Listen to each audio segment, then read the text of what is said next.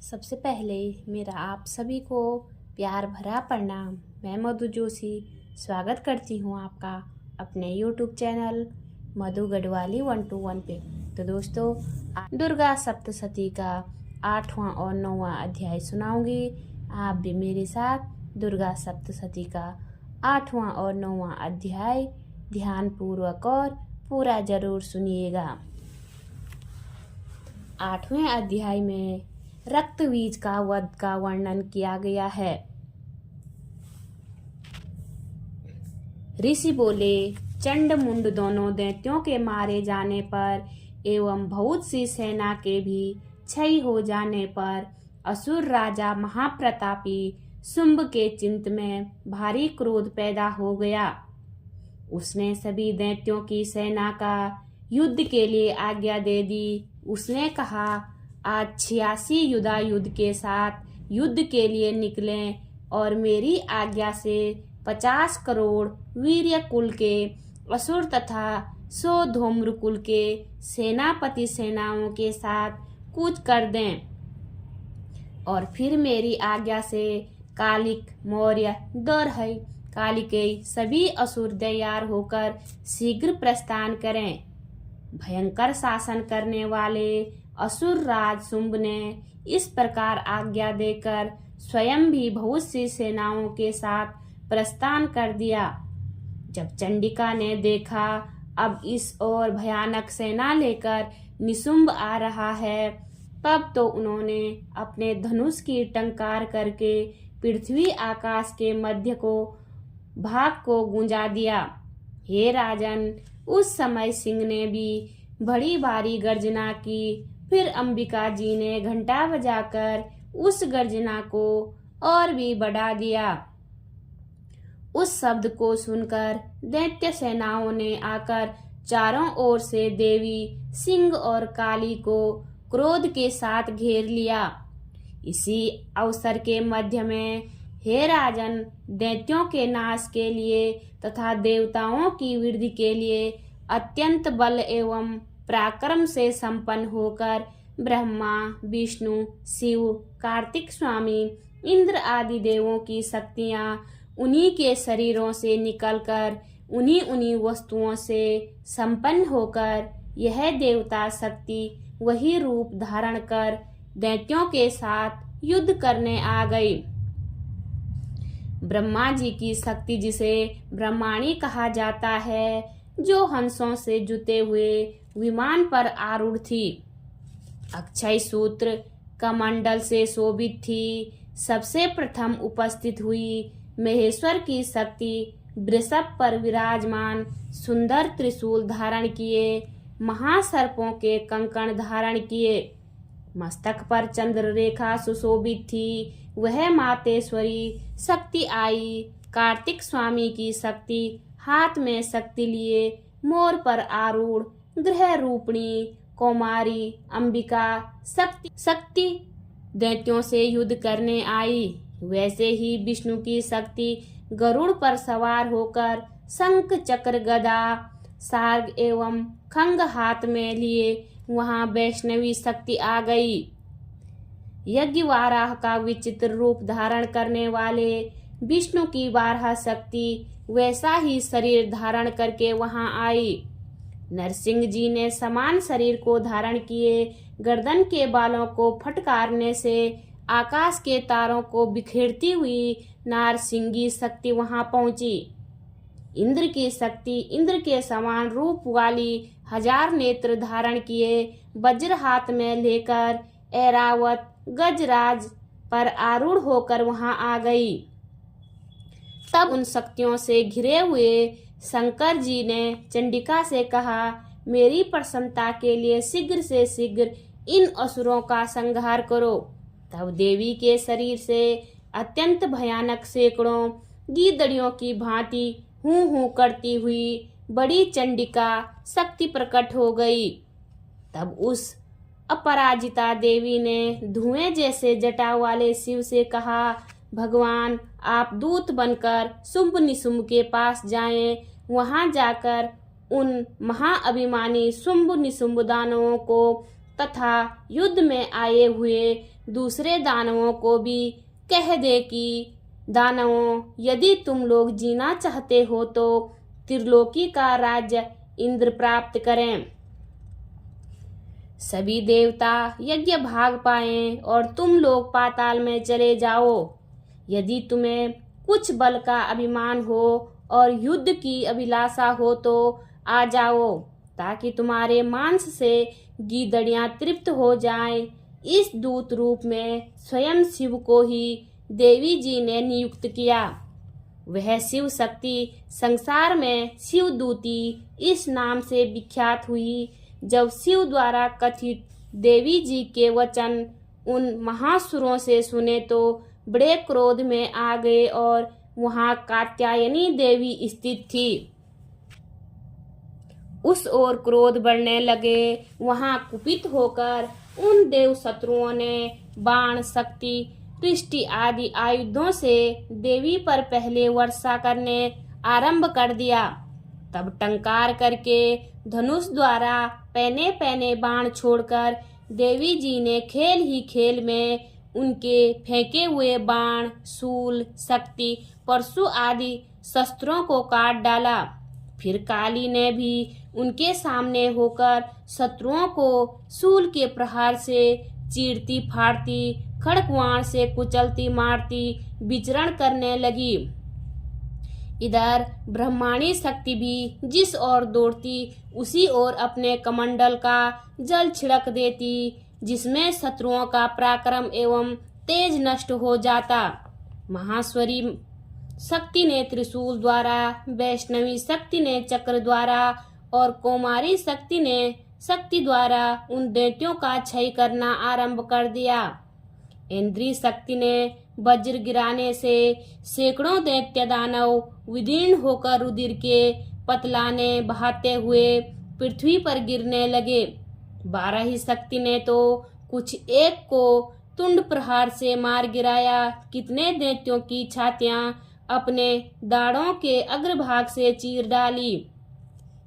12 मूर्ति ने चक्र द्वारा बहुत से दैत्य चीर फाड़ डाले। कितने दैत्य शिवदूती के कठोर अट्टहास से भयभीत होकर पृथ्वी पर गिरते हुए फिर उन्हें वह खाती गई। इस प्रकार अत्यंत कुपित होकर अनेक उपायों द्वारा बड़े बड़े दैत्यों को मारते हुए मातृगण को देखकर देव शत्रुओं के सैनिक भागने लगे। उन दैत्यों को मातृगण से पीड़ित होकर भागते हुए देखकर क्रुद्ध महाअसुर रक्तबीज युद्ध करने के लिए आ गया। रक्तबीज के वज्रमय शरीर से एक भी रुधिर बिंदु जब पृथ्वी पर गिरती तब उसके समान बलवान दूसरा असुर पैदा हो जाता। उस महाअसुर ने आकर इंद्र शक्ति के साथ युद्ध किया। तब इंद्री शक्ति ने अपने वज्र के द्वारा रक्तबीज की ताड़ना की। वज्र के लगते ही उसके शरीर से बहुत से योद्धा पैदा हो गए, जिनका रूप पराक्रम रक्तबीज के समान था। जितनी भी रक्त की बूंदें शरीर से गिरती थी, उनके उतने ही उसके सदृश बलवीय पराक्रमी पुरुष उत्पन्न हो गए। वे रक्त से उत्पन्न हुए पुरुष भी अत्यंत भयानक अस्त्र शस्त्र से सुसज्जित होकर मातृगणों के साथ लड़ने लगे। फिर इंद्री ने वज्र से उसका सिर छत विछत कर दिया। उससे रुधिर वह उठा, तब हजारों पुरुष उस रुधिर से पैदा हो गए। वैष्णवी के चक्र से छत होने पर उसके शरीर से जो ही रुधिर स्राव हुआ, उससे हजारों उसी के समान महाअसुर पैदा हो गए, जिनसे संपूर्ण जगत भर गया। कुमारी की शक्ति से उसे मारा। बाराही ने तलवार से, माहेश्वरी ने महाअसुर रक्तबीज का त्रिशूल से हनन कर दिया। उस दैत्य ने भी गदा द्वारा सभी मातृगणों को पृथक पृथक मारा। उस समय रक्तबीज बड़े क्रोध में समाविष्ट था। शक्तिशूल आदि आयुधों से कई बार विक्षत होने पर उसके शरीर से रक्त प्रहार के पृथ्वी पर गिरते ही सैकड़ों असुर उत्पन्न हो चुके थे। दैत्य के रुधिर से उत्पन्न उन असुरों से सारा जगत व्याप्त हो गया।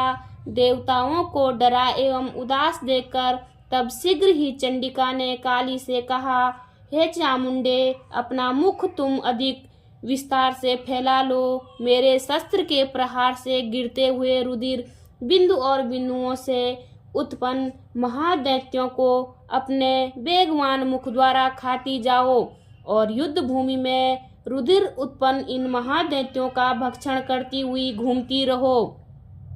इस प्रकार कहकर चंडिका ने रक्तबीज पर त्रिशूल से प्रहार किया। फिर काली ने रक्तबीज का रुधिर मुख से ग्रहण कर लिया। उस दैत्य ने भी चंडिका पर गदा चलाई, किंतु उस गदापात द्वारा चंडिका को कुछ भी वेदना न हुई। रक्तबीज के छत विछत शरीर से जो बहुत से रुधिर गिरने लगा, उसे चामुंडा मुख द्वारा पीती गई, और जो रक्तपात से दैत्य खा डाले और रक्तबीज का रुधिर भी पी डाला। तब देवी ने शूल, वज्र, तलवार, रिष्ट आदि आयुधों से हीन उस महाअसुर रक्तबीज को मार दिया। शस्त्र समूहों से आहत होकर वह पृथ्वी पर गिर पड़ा।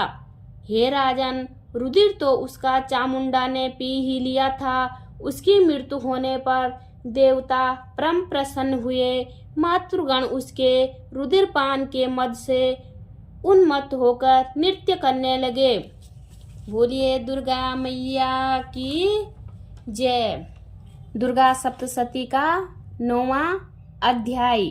9वें अध्याय में निशुंभ वध का वर्णन किया गया है। ऋषि बोले, हे राजन, रक्तबीज के मर जाने पर एवं युद्ध में अन्य असुरों के भी मारे जाने पर शुंभ निशुंभ दैत्यों का क्रोध बढ़ गया। फिर दैत्यों की प्रधान सेना का साथ लेकर निशुंभ युद्ध में दौड़ा चला आया।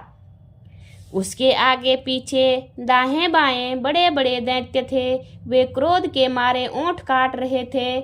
शुंभ भी अपनी सेना के साथ मातृगणों से लड़कर चंडिका को मार डालने की इच्छा से आ गया। दोनों दैत्य बादलों की तरह बाणों की वर्षा करने लगे। अपने बाणों के समूह से चंडिका ने उसके बाण काट दिए। फिर शस्त्र समूह से उन दैत्यों के अंगों पर प्रहार किया। निशुंभ ने तीखी तलवार तथा चमचमाती ढाल उठा ली। देवी के पराक्रमी वाहन सिंह के सिर पर प्रहार किया। अपने वाहन पर इस प्रकार प्रहार होते देख देवी ने क्षुब्र नामक वाण द्वारा निशुंभ की बड़ी तलवार तथा 8 चंद्रों वाली ढाल भी काट दी। तलवार और ढाल के कट जाने पर उस दैत्य ने शक्ति चलाई। उसे आते देख देवी ने चक्र द्वारा उसके 2 टुकड़े कर डाले। तब तो अत्यंत कुपित होकर निशुंभ दानव ने शूल उठा लिया और उसे फेंक दिया। देवी जी ने मुक्के के प्रहार से उसे चूर चूर कर दिया। दैत्य ने गदा उठाकर फिर चंडिका की ओर फेंकी। देवी ने उसे भी त्रिशूल द्वारा काट दिया और वह भस्म हो। फिर अंत में दैत्यराज को फरसा उठाए आता देखकर देवी ने बाण समूह से प्रहार कर उसे पृथ्वी पर गिरा दिया। उस भयानक पराक्रमी भाई निशुंभ के इस प्रकार धराशायी होने पर शुंभ क्रोध में भर गया और अंबिका को मारने के लिए सामने आया। वह रथ पर बैठा हुआ था। उसकी बड़ी बड़ी अनुपम 8 भुजाएं थी। उनमें 8 भयंकर शस्त्र शोभायमान थे। उन भुजाओं से सारे आकाश को ढांपकर वह शोभित हो रहा था। उसे इस प्रकार आता देखकर देवी ने शंख बजाया और धनुष की अत्यंत दुस्सह टंकार की। समस्त दैत्यों के तेज नष्ट करने वाले घंटे का शब्द करके उससे दिशाओं को भर दिया। तब सिंह ने भी बड़े हाथियों के महामद को दूर करने वाली बड़ी भारी गर्जना लगाई। उसके द्वारा आकाश, पृथ्वी एवं 10 दिशाएं गूंज उठी। तब काली ने आकाश में उड़कर पृथ्वी पर दोनों हाथों से ऐसी ताड़ना की, उस शब्द से पहले के सभी शब्द मंद पड़ गए। तब शिवदूती ने अमंगल रूप अनंत अट्ठास किया। उस ध्वनि से दैत्य डर गए। शुंभ के क्रोध का पारा चढ़ गया। फिर जबकि अंबिका ने कहा कि हे दुरात्मन, ठहर ठहर, तब आकाश में स्थित देवता जय जयकार करने लगे। शुंभ ने पहुंचकर आग बरसाती हुई भयानक शक्ति चलाई। अग्नि को पहाड़ की तरह आती हुई देवी ने भारी उल्का से उसे दूर हटा दिया। शुंभ ने फिर सिंहनाद किया, उससे त्रिलोकी गूंज उठी। हे राजन, उस सिंहनाद का इतना घोर शब्द था जैसे कि वज्रपात हो। उसने बाकी शब्दों को परास्त कर दिया।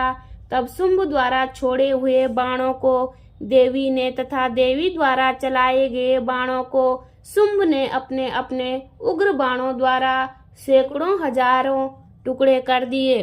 तब चंडिका ने कुपित होकर शुंभ को शूल से मारा। उसके लगते ही वह मूर्छित होकर पृथ्वी पर गिर पड़ा। इतने में निशुंभ दैत्य होकर वहां पहुंच गया। हाथ में धनुष लेकर बाणों से काली तथा सिंह पर प्रहार कर दिया। उस दानव राज ने अपनी 10,000 भुजाएं बना ली, फिर चक्रों का प्रहार करने लगा। तब घोर संकटों का नाश करने वाली भगवती दुर्गा ने अपने बाणों से चक्र तथा सभी बाणों को काट गिराया। तब निशुंभ दैत्य सेना में आवृत होकर चंडिका के वध के लिए हाथ में गदा को लेकर बड़े वेग से भागा। वेग से आते हुए उसकी गदा को तीखी तलवार के द्वारा चंडिका ने काट दिया। फिर दैत्य ने शूल उठा लिया। शूल हाथ में लिए उस देव पीड़क निशुंभ को आता देखकर चंडिका ने अपना शूल वेग से चलाकर उसकी छाती बीन दी। उसकी तलवार से उसका सिर काट दिया। वह पृथ्वी पर गिर पड़ा। तब भयानक दाढ़ों वाला सिंह दाढ़ों से असुरों को सिर खुरच खुरच कर खाने लगा। वैसे ही काल ने तथा शिवदूती ने बहुत से दैत्यों का भक्षण कर डाला। कुछ एक घोर संग्राम से भाग गए एवं कितने दैत्यों को काली तथा शिवदूती ने खा डाला और कहीं सिंह के ग्रास बन गए। बोलिए दुर्गा मैया की जय। उम्मीद करती हूँ आपको वीडियो पसंद आई होगी। वीडियो पसंद आई तो वीडियो पे लाइक कीजिए, कमेंट कीजिए, अपने दोस्तों के साथ शेयर कीजिए। चैनल पे नए हो तो सब्सक्राइब ज़रूर कीजिए। मैं मधु जोशी मिलती हूँ आपको अगली वीडियो में। तब तक के लिए बाय बाय, धन्यवाद।